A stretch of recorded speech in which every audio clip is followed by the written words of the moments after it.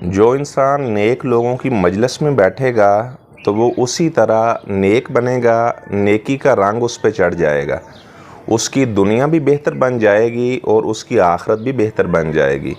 اور جو آدمی نیک لوگوں کی مجلس میں بیٹھنے سے کنارہ کشی اختیار کرے گا، نیک لوگوں کی صحبت سے دور بھاگے گا، ایسا آدمی، اس کی دنیا بھی خراب ہو جائے گی اور آخرت کے اندر بھی ایسا انسان خسارے میں ہوگا۔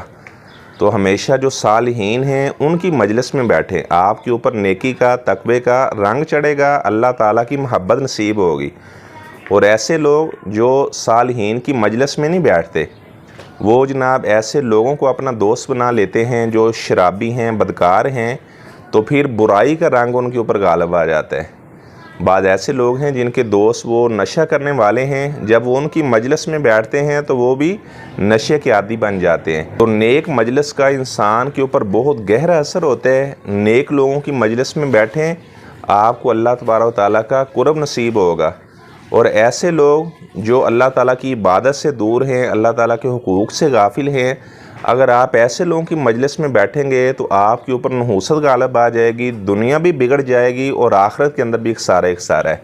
تو ہمیشہ انسان وہ کام کرے جس کے اندر انسان کی اپنی بھی عزت ہو، اس کے والدین کی عزت ہو، اس کے پورے شہر کی عزت ہو، اس کے پورے ملک کی عزت ہو۔